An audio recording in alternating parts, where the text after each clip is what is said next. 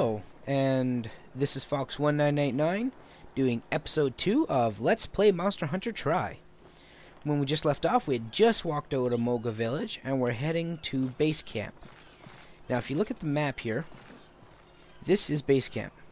So that means it's right off of Area 2, and I'm standing in Area 1. So I gotta go through Area 1 to get to Area 2, and then from Area 2 to base camp.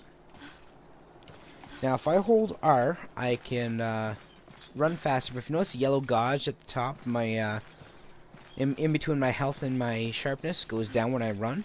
That's your stamina. Stamina is very important. It's used for dodging. It's used for several different things. The lance charge, running, the switchblade infinite attack, guarding. It's very important, so make sure you always try to keep as much of it as possible, and especially when you're in a battle, keep an eye on your stamina bar. Say, the monster you're looking at right now is the Aptonoth, a kind of herbivore, you know, a plant muncher. I bet Junior would appreciate some raw meat. Why not take some from the Aptonoth, if you can? Go on, face the Aptonoth and attack it before it skedaddles. That leaf eater can't hurt you much. Which reminds me, the green bar at the top of the screen is your health. When it hits 0, you hit the ground. Be sure to peek at your health gauge now and then while hunting. Alright, now go show that vegan brute who's boss. And so they show you how to attack. So you got two main sorts of attacks. You have your triangle attacks, and you have your circle attacks, and you have pushing them both together. So really, you kind of just want to do a mixture of both, and you're just fighting small things like this. And when you take a monster down, you can carve it. So once it stops thrashing about and it's dead for sure, you notice the little question mark icon up here above your head. So you push circle, and you'll carve. Now mind you, this is on the Wii, so it's actually not circle and triangle, but I'm using the PlayStation controls. Because the game was originally, like, the Monster Hunter series originated on PlayStation.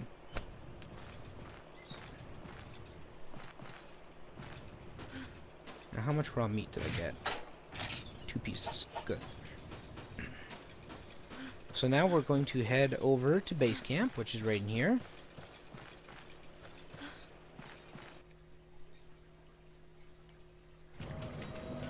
And as you can see, that previous earthquake did a real number on it. So until the base camp is fixed up, you're not allowed to take any quests. Junior's just out here to survey the damage.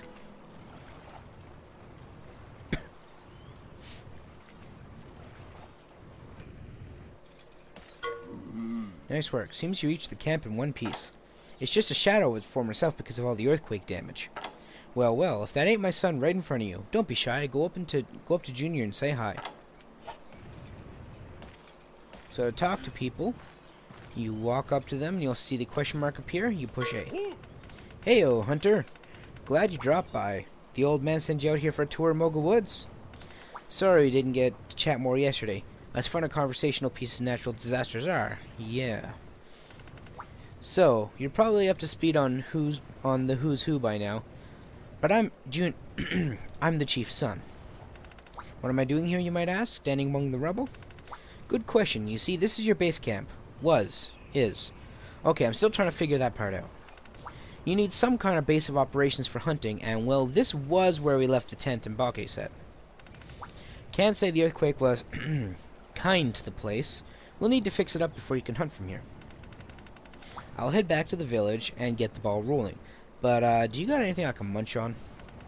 I'm so hungry I could eat an Aptonoth. Got any raw meat? Because I can barbecue like a champ. Me plus barbecues equals BFF. So we're going to talk to him again. And he sees my raw meat, so we give him a piece of raw meat. And now we can head back to the village.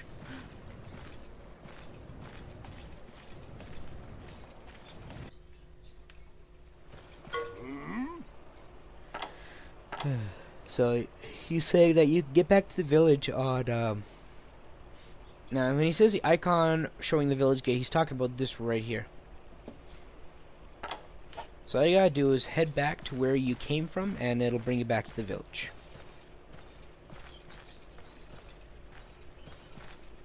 So following your map, you know that area 1 is just up this hill.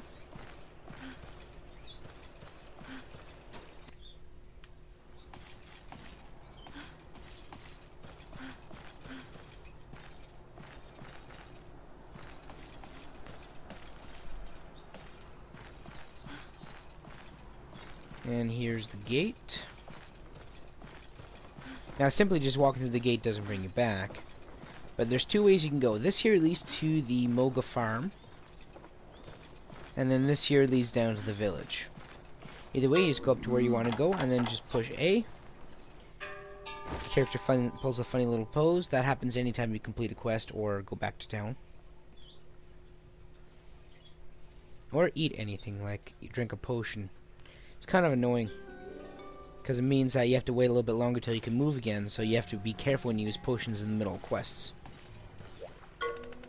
Hey-o, Hunter, thanks for the meat. I get woozy if I don't eat every couple hours. Burp. You and me are going to get along.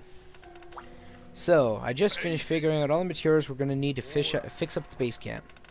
We'll need to dig new latrines, rebuild the tent, cover the old latrines, delouse the bed. We need serious resources. Know what those are? You can increase our resources by hunting monsters in Moga Woods or by finding the right items. We villagers can't go very far into the woods. The monsters out there tend to love us for dinner. Yeah. But a hunter like you could hike anywhere in these woods, no sweat. And you'd come back loaded with resources. Don't worry, we fixed the roads and stuff that got messed up by the quake, so go gather some resources in the woods, will you?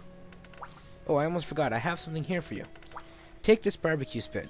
I made it myself. Use it to roast raw meat that you carve. Nothing beats outdoor cooking. The thing's essential to use. I'll give you some grilling tips next time you're in the woods. Oh, and go give a report to my pops, would you? He loves getting reports. So, Junior actually is quite important. It's not available right now, but he has the Moga forecast, which shows you what monsters are where, and what big monsters are out in the woods. Then there's a hunt report. Whenever you hunt something, it has potential to give you resources. But you don't get the resources till you turn in your hunt report to Junior. See, now I got 1 resource point. Generate resources is by taking things such as shells, pearls, anything like that, fish that you have in your inventory, and turning them into resources. It's relatively useful at the beginning of the game, but not so much at the end, because like on my main file on the Wii, I've got like 12 or 13,000 resource points and nothing to spend them on. So this here is just what's worth what resources.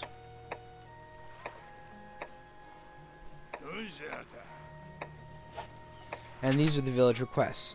So as you can see, I need to fix up the camp by gathering 30 resource points. Right now I have 1, so not near enough. So he said go talk to his pops, who's the village chief. He sits randomly somewhere in the village. So I just find him, give him a yodel. Yep, I heard. The quake left the base in shambles. But why the long face, Hunter? Let me guess. The camp's a lost cause. Is that what you're thinking? Bah. There are no lost causes, only lost confidence. So the camp needs a little work. Okay, a lot of work. Well, never you worry. I've unlost causes a lot more dire than this one. You think this village built itself? All it takes is a little teamwork. If you and the villagers put your heads together, you can accomplish anything. Tell you what, you round up the resources and materials we need, and we'll handle all the labor. That's better than teamwork. It's the least we can do. Heck, take this too. It's not much. We just want to let you know you're appreciated. Remember, kid, your final goal is take out the leggy crews. We'll be there to help you every step of the way. So now we've earned a little bit more cash. We can go get a little more armor. So armor is comprised of 5 pieces. Your head, your chest, your arms, your legs, and your waist piece. So I've already bought the head, the arms, and the legs.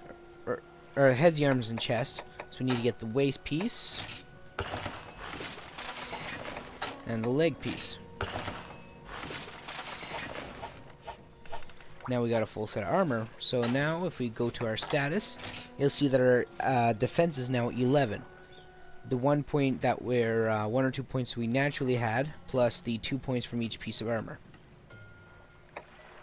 Now, if I go over here, you notice that our skills have all increased. Now that I'm wearing all 5 pieces of armor, each one gives a total stat bonus. So that's all added up, and we have 20 extra health points, Fishing Expert, which makes fishing easier, Combination Pro, and Combination plus 25. Combination Pro means you'll generally get the maximum amount of something you combine. Like sometimes it'll have, like when you're combining ammo, for example, it'll have give you a choice of getting 2 to 4 items at random. So you can turn one material into 2 to 4 bullets. Now it'll always ensure that you always get the maximum, that kind of thing.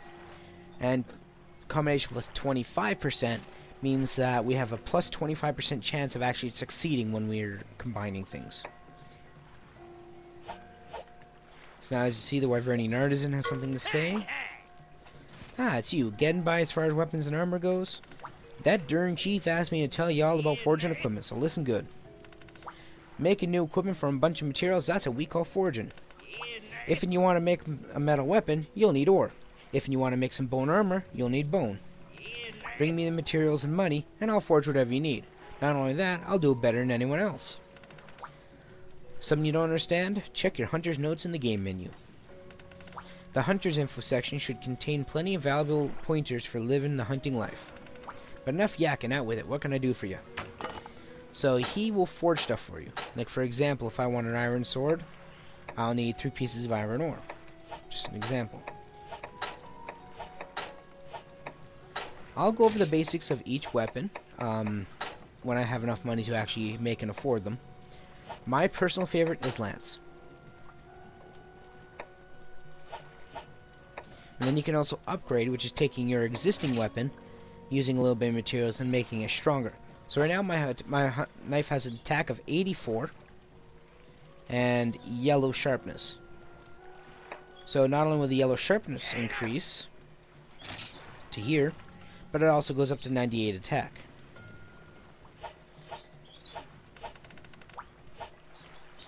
So that's how that goes. So now we're going to head back out and go get some more resources.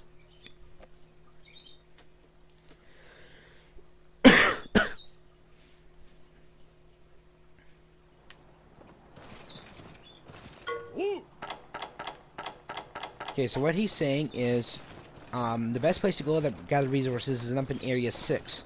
Because that's where the carnivorous Jaggy like to live. Essentially, the more dangerous things you hunt, the more you get out of it.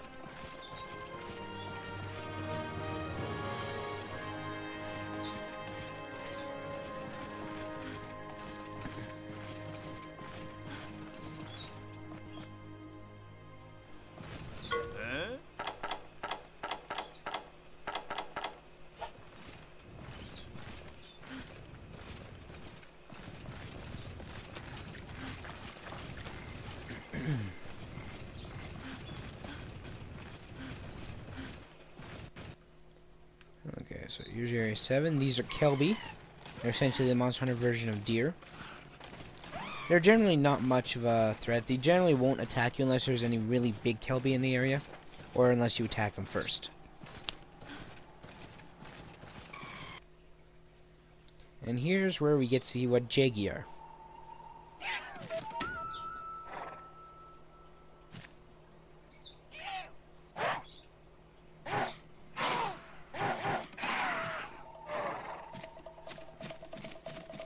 Now, Jaggy are pack animals, pack monsters. So, you'll usually encounter them in groups of 2 or 3.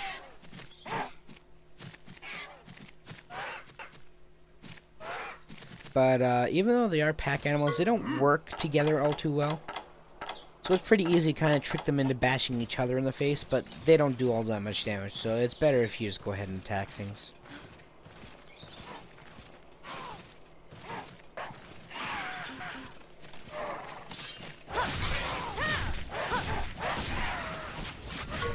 So you get 1 kill, and you can't really see it under Junior, but it says how many resource points you get for making that kill, as well as how many resource points you now have.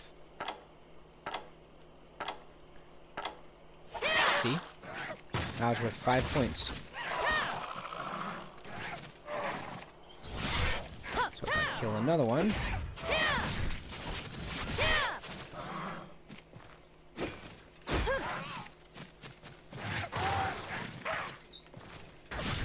I have 10 points. So I just keep doing this until I'm about 30 points.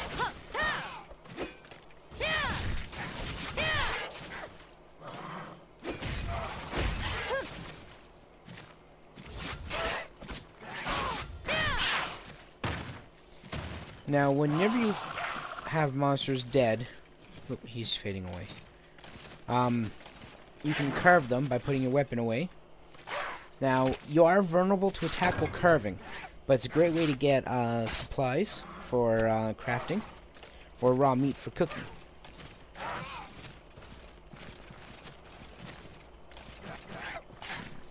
Like, for example, I got jaggy hide and jaggy scale.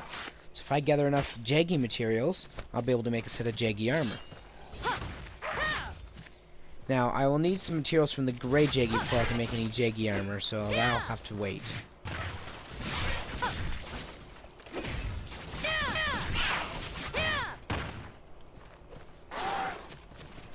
Oops. Now, that's one thing I hate about this game, is the monsters can go past the barrier that brings you to the next area, but you can't. And that's relatively annoying.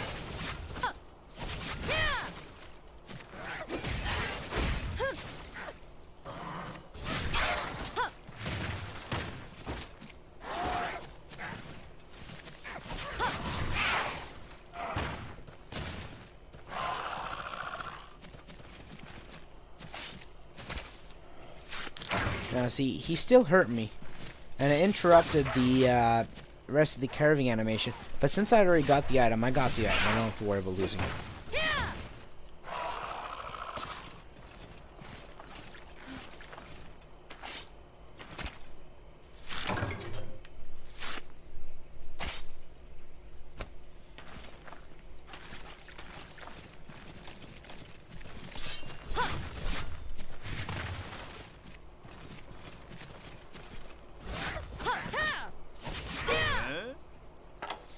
So, my weapon power decreased, that means I lost my sharpness. Now, if you look at the sharpness meter up here, my sword is chipped. That means I'm down to yellow sharpness. So, if I use the whetstone, by putting my weapon away and pushing Y, my weapon will sharpen itself back up. Now, weapon sharpness is two things. One, the higher your sharpness, the more damage you inflict. Yellow sharpness, or which is what it's currently at, also known as default sharpness, has a attack modifier of 1.0. So in other words, it doesn't do anything to your attack. Blue sharpness is 1.1. Green sharpness, I think, is 1.3. Or no, green sharpness is 1.1. Blue sharpness is 1.3. White sharpness is 1.4. And I think purple sharpness is 1.5. Then there's also orange and red sharpness, which are 0.75 and 0.50. So that means once your sharpness starts going down below what it is now, what yellow sharpness, then you begin to lose attack power. The other thing it does is, the sharper your weapon, the tougher hide you can cut through. These jaggy have very soft skin I can cut through without much of a problem. But, for instance, Urigan is covered in rock and crystals. I'll need a much sharper weapon to be able to pierce through that. Otherwise, my weapon will literally just bounce off him.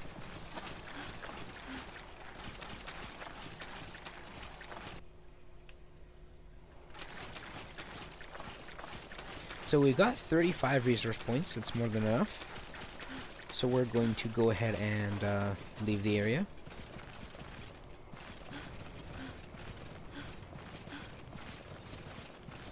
Now, one more thing about stamina. Shut up, I'm talking about stamina. So, as you notice, the bar is getting just about empty. It'll start turning red, and your movement will slow down. At this point, that's kind of your clue to let go and let your stamina recover. Now, if it recovers, or if it depletes all the way, technically nothing happens. You can still move without the stamina. But here's the thing. If you let go, you have to stop and catch your breath. And until you do that, you can't move. Which means if you have a Diablos charging at you, you are going to get hurt. Very much. That's why it's important to watch your stamina. Also, once your stamina is low enough, you can no longer roll. So, see? I can't roll now until my stamina recovers high enough.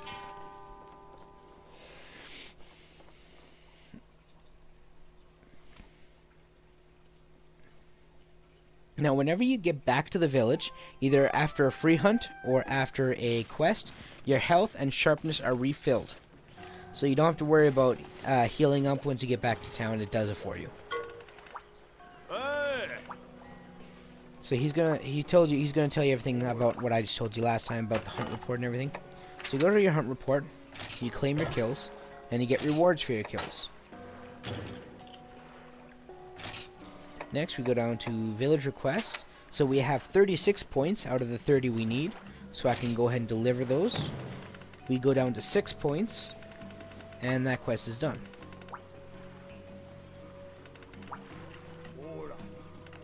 And that's how that goes.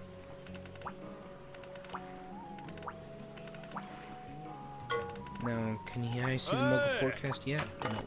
Okay. So he said the Wyvernian artisan wants to see us. Go talk to him. Hey, it's you. Fine timing, kid. I got a wee favor to ask you. If you reckon you're gonna hunt in this here village, you're gonna need my help. And this ain't just tooting me own horn. So I've been thinking, let's give that weapon of yours a little upgrade. So here's what this is all about. Nope. There. Sourcing your own equipment material, that's the hunter way.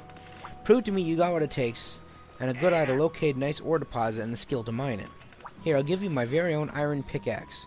Give it a good swing for me when you find an ore deposit, you hear? Now, he doesn't give me an iron pickaxe, he gives me a mega pickaxe, which is an upgrade to it. So that's good.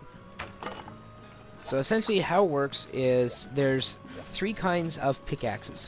You have old pickaxes, iron pickaxes, and mega pickaxes. The axe you use doesn't have any actual outcome on what you get out of it, but it has an income. Essentially, the cheaper your pickaxe, the easier it breaks. So we're gonna gather here, and we're gonna get a torch.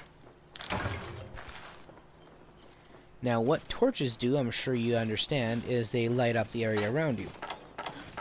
So by holding L and using circle and square, you can rotate through your items, and then use square to use it. Now, as you can see, there's an orange glow on the ground around me. Now, it's kind of hard to see up in the daylight here. Now, torches have several effects. Like I said, they light up the area around you, but they also cast what's called a torchlight aura. Now, what a torchlight aura is anything afraid of fire, when it gets into the aura, will back off. This includes Jaggy, this includes Baggy, their bigger snow-dwelling cousins, and this includes Giggies, which are essentially larval Giganoxes. However, there are some things that are attracted to light, such as Banahabra. So as long as you're holding a torch, the Banahabra will come towards you.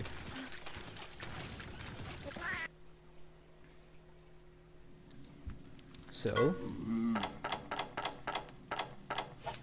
this is Area 4. It's a cave area. Now, if I put out my torch, it's pretty hard to see. Even with the torch, it's still pretty hard to see.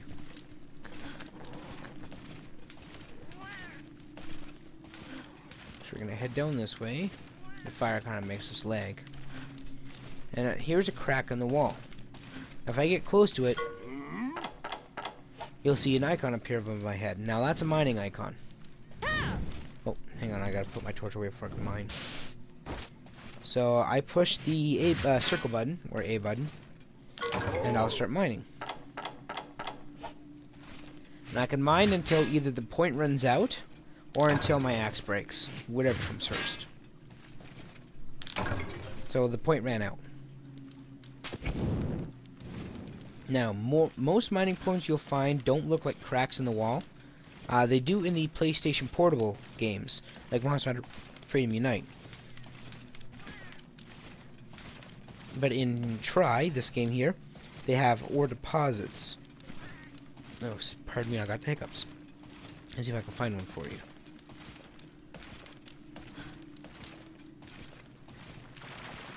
They're a little hard to recognize. Oh, there's a Gigi above me. That's a Gigi. Now, as you can see, he's backing off from the torch. Now, if you damage him with the torch enough, then they'll actually go back into hiding. Ooh, get off me. They're bloodsuckers, so once they latch onto you, they'll start leeching your health. Now you can swing your torch by pushing A. So hit him once or twice, and he'll get scared and hide. Torches do physical damage. You actually can kill things with torches, but it's not exactly easy. Okay, here's an ore deposit. See it on the ground there? So I'll start mining from that. There's another Gigi trying to sneak up on me. There's only two in that one. See him there in the darkness?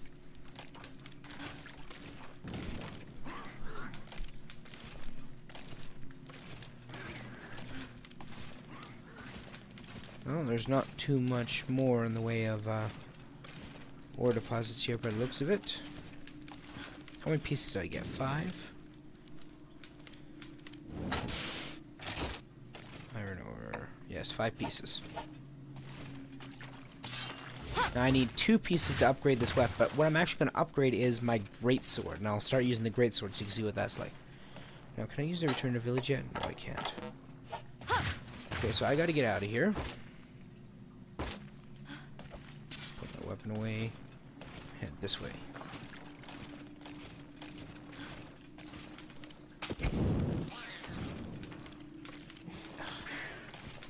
And I've gotten myself lost. Give me a moment, guys. Ah, here we are.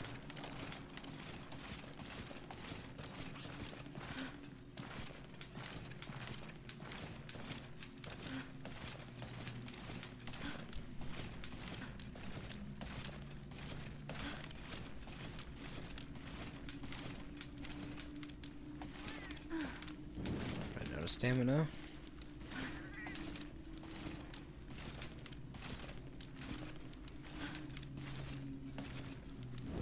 I'm going to need to put this away or else I can't climb the vines or the cliff here.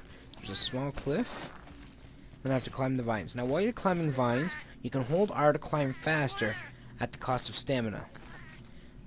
Or you can release it to let your stamina recharge.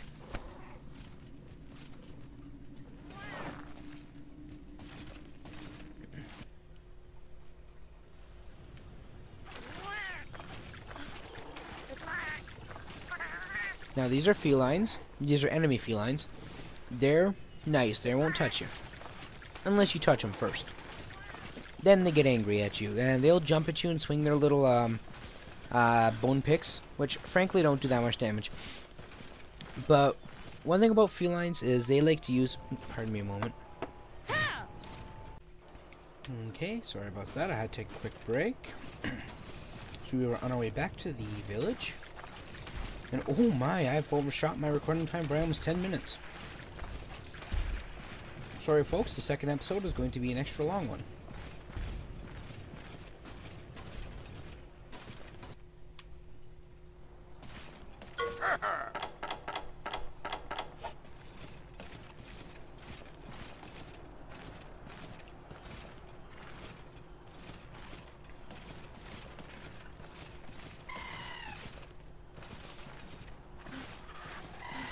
Shortly, within a few quests, I'll be able to use the return to village map icon, and that'll help save time on episodes.